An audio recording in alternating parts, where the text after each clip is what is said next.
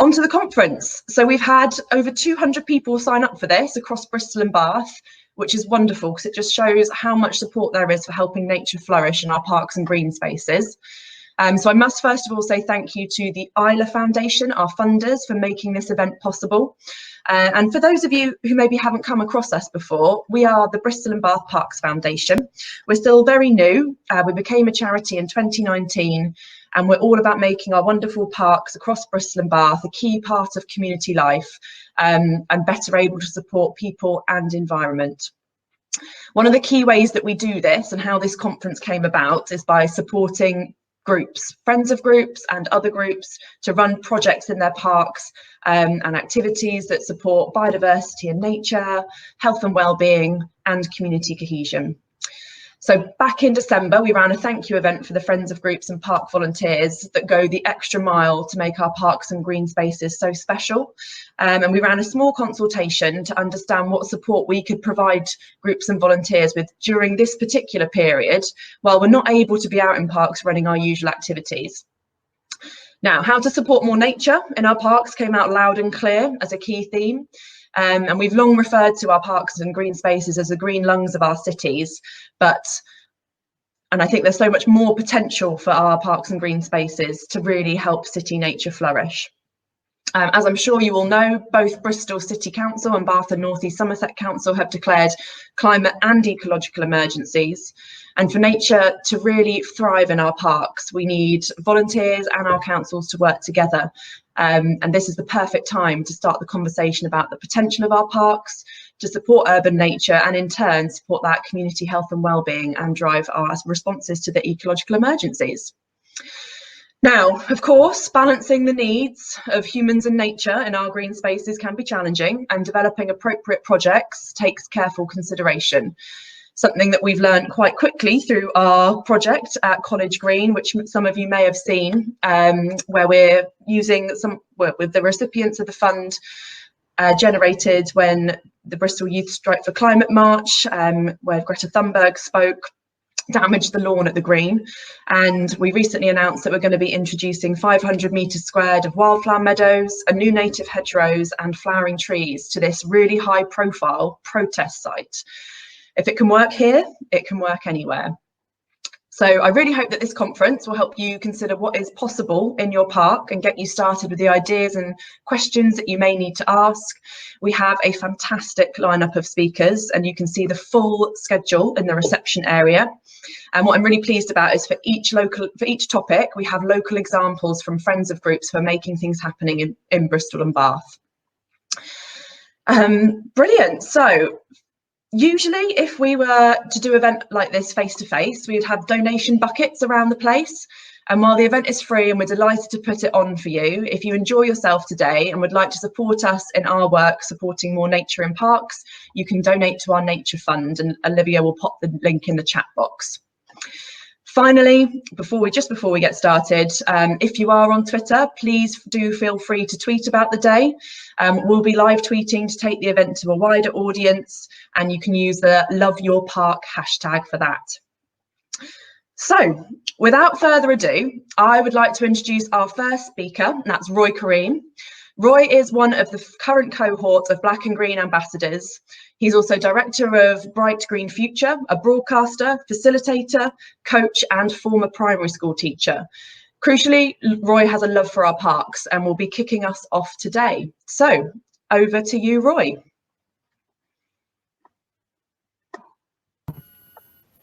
Hey, everybody. First off, just a big thank you for being invited today. What an honor. As is the nature of things, you can probably tell I'm sat in my daughter's lovely room at the moment. That's just where we're at, isn't it? That's just where we're at.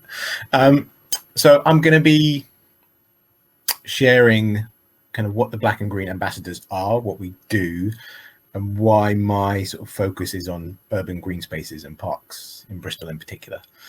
But I thought I'd do that through sort of setting the personal context for why parks are important to me. So as Charlie's just said, I'm one of 3 Black and Green Ambassadors, and I'll tell you what the Black and Green Ambassadors are if you haven't heard of us or you don't know about us.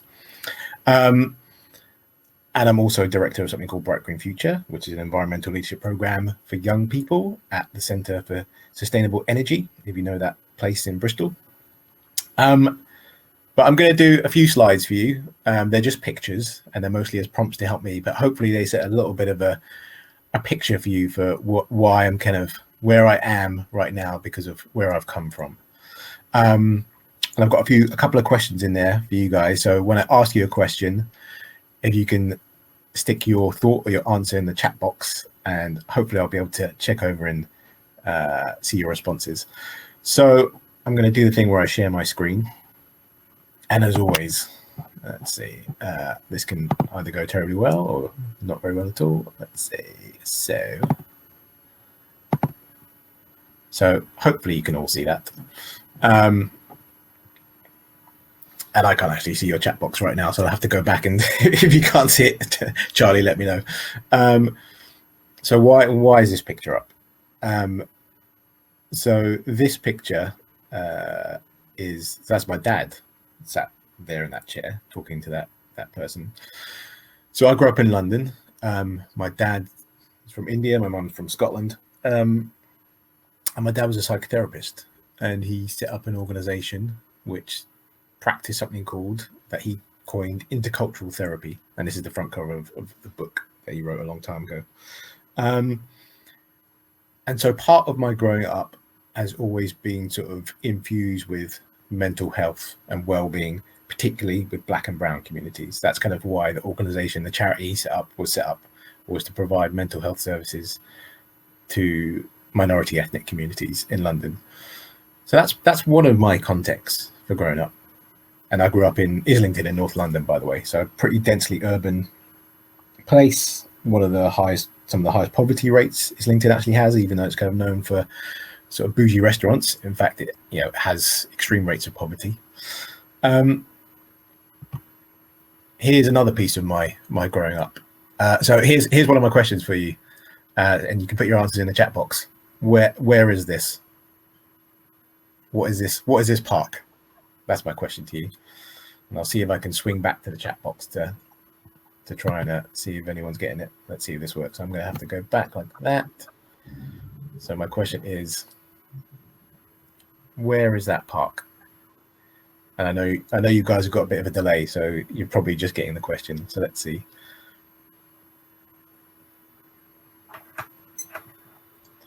Oh, okay. Henry just batted it. No, Henry Ford just smacked it right out of the literal park. Yeah, Hampstead Heath, Parliament Hill. Yeah, Henry, you don't win anything apart from just pure glory. So I guess saying I grew up in Islington, that's a bit of a clue. So yeah, this is Hampstead Heath. This was not too far. This was like next to one of my schools anyway, so not too far from where I grew up. This was my nature space. This was one of my key nature spaces, was Hampstead Heath. There was a Tufnell Park playing field, which was really close to my house. That was just a flat expanse of kind of grass, a rectangular bit of grass. But Hampstead Heath was kind of a lot of formative experiences, for good and for bad, were in there. So that's one of my nature contexts. Here's another part of my nature context. Okay, next question. Where's this? Let's see if you get this one. So this is another part of my nature context, as I call it. Let's see. Henry, I'm expecting big things from you on this one. Okay. There's a particular building that for some would give it away. Oh, yeah, Caroline, you smashed it. Iona. So this is Iona off the west coast of Scotland. And this is where my grandparents had a house. So I said my mum's Scottish. And so my family go back on for a few generations on that side. And so this is where I spent every summer. So most of my time was in dense urban London. And then a lot of those summers were in Iona. which is if you haven't been there, it's a wild and beautiful place. What my upbringing did not have was any of this. You don't have to guess where this is, but this is just a symbol of camping and sort of being outdoors in maybe a sort of more traditional British sense. So there was no rambling, there was no hiking, there was no camping. My family would not be considered quote unquote outdoorsy people. They were very urban people. My dad was an immigrant, and who knows, because I never had conversations with him about it, but potentially something like camping was seen as maybe going back to things that he left in his home country. I don't know, but being outdoors was never really part of my growing up in this kind of traditional sense.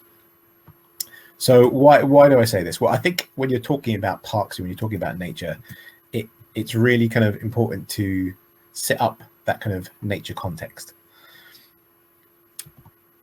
And this brings me to today. So this picture you see is of the Black and Green Ambassadors. So who are the Black and Green Ambassadors? So in a very sort of snapshot kind of way, you might remember that about 50 years ago now, it feels like, but in 2015, Bristol was the European Green Capital of Europe. But there were conversations that were started, especially in the Black and brown communities of Bristol, that the conversations that were happening around the European Green Capital year were not representing the diversity opinion that's out there. So specifically for Black and brown communities. And so the Black and Green Ambassador program was set up to sort of try and address this in a really positive way, the lack of diversity in those conversations. So it was kind of started out of Ujima Radio, which is sort of the Black music station in Bristol. Ujima Radio and the Cabot Institute were sort of the sort of formative partners. And at the bottom of your screen there, you see Jazz and Zakia. They were the original two ambassadors in the sort of pilot version of the program back in 2016, 2017. And then it went fallow for a while. And then last year, it got a big chunk of funding for 3 years to have 9 ambassadors over those 3 years. So 3 ambassadors each year, each in post for 12 months. And the idea is that we would go out, engage in those conversations, bring some different viewpoints, do some research, some community-based research, and really sort of try and become the next round of leaders in the environmental or the sustainability movement, however you want to kind of frame it. So there's me in the top, and then Olivia Sweeney and Asiya Youssef, and we love each other very much. They're fantastic folk, and I'm going to tell you a little bit about the research element of my part of the Black and Green Ambassador program. And I'll put, if you're interested in learning more about this, I'll put all the details in the chat or other places on Hopin so you can kind of explore it further. So what I wanted to move to next is parks while we're all here. And, you know, hopefully you've seen from my kind of nature context that parks are really important to me personally. And what I've sort of discovered over the last kind of, I don't know, well, maybe my whole life, is that the sort of traditional conception of being outdoors is still very much one of the kind of rambling, being out in the countryside, the traditional camping. That's kind of like what we still think of like outdoorsy people or outdoors kind of activities. And yet especially for a lot of Black and brown communities, but just urban communities in general, parks are actually kind of one of the locuses of kind of where we really connect with green space. So that's why kind of parks for me are so important, and it's why I've chosen them to be my lens for research during my Black and Green Ambassador tenure. And I'll tell you a bit more about what I'm going to look into shortly. So parks is my thing, and my idea with my research is to sort of do a comparison of a couple of parks in Bristol. And what's interesting to do something like now is just sort of the moment that we're in. So I just picked 3 books that are just kind of out there and zeitgeisty, and I kind of, I know, but this idea of well-being, nature connection, being outdoors is so much of the moment. So the Nature Fix there is kind of a summary of all the research. Richard Lou's Vitamin N was his follow-up to Last Child in the Woods that many of you would probably know about. And then forest bathing, you know, this Shinrin Yoku practice that comes out of Japan. I mean, if you go into, which we don't do anymore, but if you go, I was about to say if you go into a bookshop, but if you go into Amazon or any other online bookshop, you know, there are whole sections, hundreds of books around nature connection, making fires. I think I read somewhere like last Christmas, it was like, you know, the number 2 genre of selling books was like how to make fires and different ways to make fires. So there is something very much of the moment of kind of how do we reconnect? How do we, in Richard Lou's kind of language, how do we combat nature deficit disorder? And there's a lot of controversy about whether that's a thing, but very much it kind of feels like it's in the sort of zeitgeist. And the other thing that sort of has been on my mind when I've been formulating my research is, and I think a lot of you will know his work, so Miles Richardson's work at the University of Derby, who leads a nature connectedness research group, is just some of the empirical data that's coming out. So I think probably everyone on this call knows about sort of the benefits of being in green space, you know, reduced stress, better focus, improved health outcomes, you know, the list goes on, and there's a lot of data to back this up. This here, by the way, is what came out of Miles Richardson's work of pathways to nature connectedness. So there are these sort of five pathways that they came up with, and I think the National Trust has taken this up in some of their campaign work and some of their on the ground work. So senses, emotion, beauty, meaning, compassion. That in fact these pathways were sort of a way to catalyze people's nature connectedness. So that's sort of been in the soup when I've been sort of coming up with my research proposal, my research project within Black and Green Ambassadors. And then this, which was actually only published, I think maybe like last week, which is Miles is one of his latest papers, which is idea of moments, not minutes. And this idea of that, in fact, a lot of nature connection work has been focused on how much time we spend in nature, i.e. the more time we spend in nature, the better. But in fact, this research is in fact saying actually the sort of dominant factor is sort of the attention paid when we're in nature, not the amount of time we're in nature. So, you know, do I have it here? Let me see. No. But things like listening to birdsong, smelling the flowers, noticing, you know, the blossom. Those are in fact a much better predictor of how connected we are to nature and how much our measures of well-being increase than something like time. And Miles has a lovely sort of metaphor, which is if you're trying to measure someone's sort of dietary progress and you were just measuring time spent at the fridge, that's some indication maybe of kind of, you know, how their diet might be. But in fact, what they're taking out of the fridge is a much better indicator of actually how healthy their diet is. So are they taking fruit and veggies out, or are they taking ice cream out? So this is another sort of piece that's sort of now linked into my thinking about what I would like to pursue in my research. So, you know, we've got the context, hopefully, of my nature context. You know, I grew up densely urban, where traditional sort of British outdoor activities were not part of my life growing up, but parks were super important and super formative for me. I think parks have been sort of discounted, and urban spaces have been somewhat discounted in some of our sort of green space conversations. You know, it's a lot, you know, there's a lot of work that, for example, the National Trust might do about nature connection, but maybe less focus on some of our urban green spaces. So that's kind of all those different elements have been playing into this kind of moment that we've got up to right now. And then this piece, which what can I call it? The race lens, I mean, for lack of a better term. But this is some of the work that came out of, well, different reports, Natural England and the ONS. But so 33% of white respondents agreed that their local green space was accessible, compared to 19% of Black and minority ethnic respondents. And 1 in 8 British households have no garden. but Black people are almost 4 times more likely than white people to have no access to an outdoor space at home. So that's 37% compared to 10%. So a massive gap.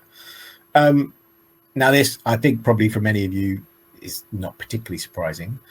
But that disparity then becomes another lens for kind of my research. So the well-being, the ethnicity piece, and then also this sort of discounting of nature connectedness within urban green spaces are all kind of playing into kind of what I'm thinking about, and what I'll be coming to hopefully to some of you to ask for help and contributions around. So where do I go from here? Well, it's really about this research that I'm going to be doing over the next month. So we know the massive importance of being outdoors and being in nature for our mental health and well-being. But what's happened during the last year has been monumental. And so my research is going to be looking at 2 urban green spaces within Bristol. And it's going to be doing a sort of comparison of 2 different parks. Probably one in South Bristol and probably one in East Bristol. I live in South Bristol, so I'd quite like to do one which is sort of close and I have some sort of relationship with. And then I'd like to do one probably in a much more diverse community in East Bristol, in an area that I don't know, with communities that I'm not plugged in with yet. And to really see both how they've been used during this last year, during the pandemic, potentially what effects they've had on people's well-being and mental health, who is and who isn't using them. But the key piece I really want to dig into is telling the untold stories. So, I think there are so many examples of people who are highly connected to nature, but their stories don't get told. So, for example, the Afro-Caribbean man who keeps pigeons on a rooftop on an estate block. I think there's a strong argument that he would be very much more connected to nature than someone who goes running in the countryside but is continually listening to a podcast. He's noticing the change of seasons. He's noting how his animals are doing. He's picking up on all those cues. But if you had a conversation with him, he wouldn't be putting in that language of sustainability and that jargon. So I think there's, there are all of these stories that don't get told, and therefore people don't perceive those communities, or people in those communities don't perceive themselves as being quote unquote nature connected. And I think that's really interesting. And I think how we see ourselves and how others see us can be affected by sort of bringing these stories to the surface. So my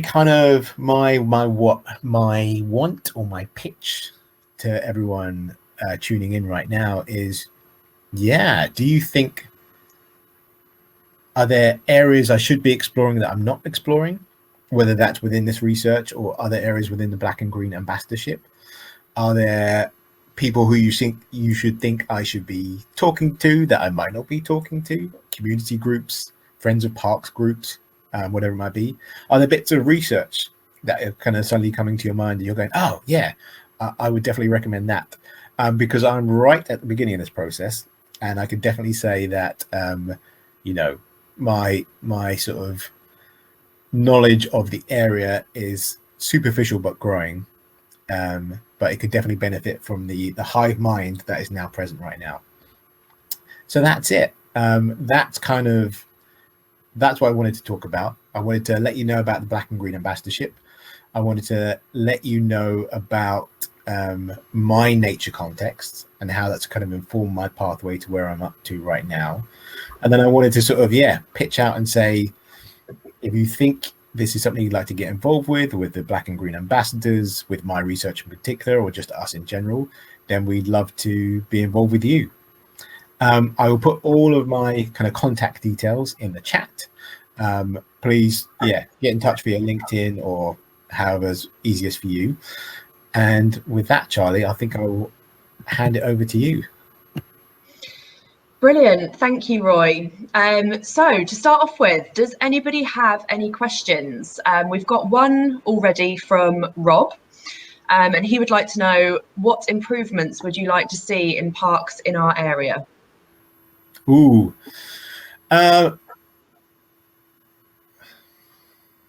I'm gonna slightly cheat and gonna go off some of this research that Miles Richardson been done at the University of Derby, which is, are there ways in which we can kind of trigger this kind of idea of increasing awareness, or kind of, so when people are kind of either transiting or going through an urban green space, what kind of ways can we capture people's attention? Now, I know that, for example, I think the National Trust are doing this Blossom Watch this year for the first time, which is this idea, you know, as you're walking through the park, you snap a photo of the blossom and you hashtag it Blossom Watch.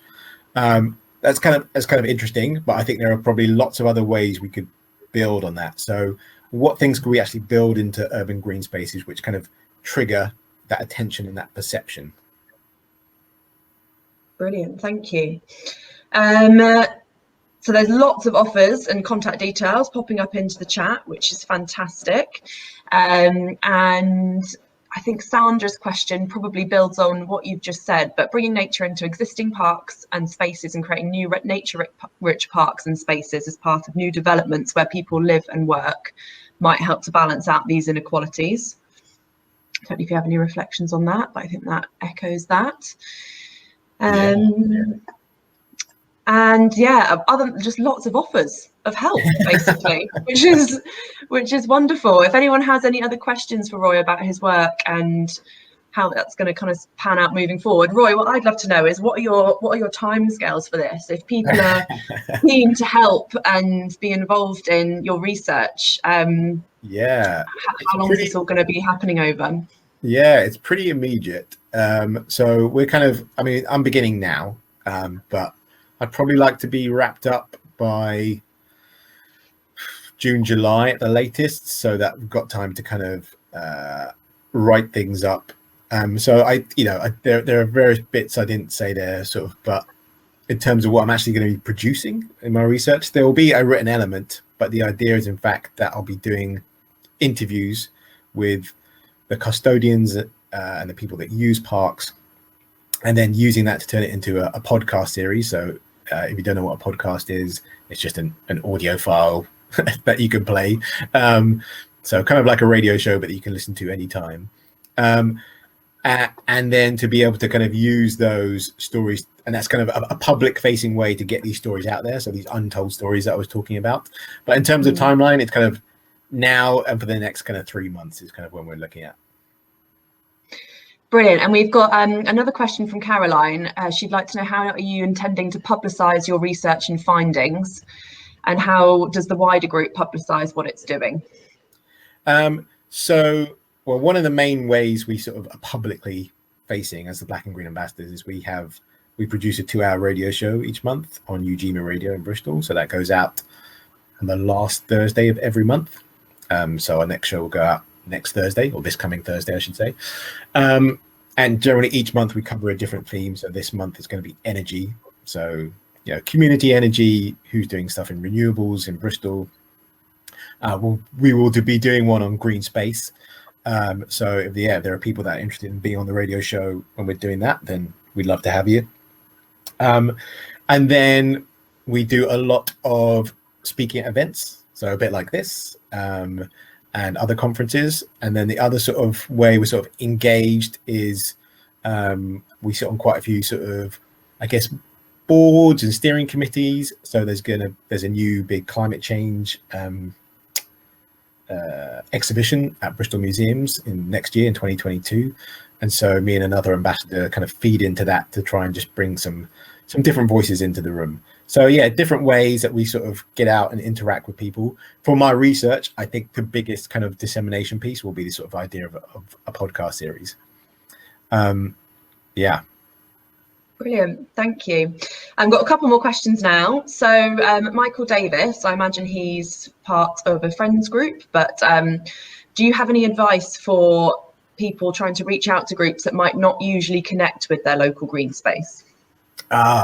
Michael, that's a great question. And I guess maybe I'd say ask me again in 2 months, which is so because, you know, I've been in Bristol for 5 years, but there's still a lot of communities that I'm definitely not kind of plugged into.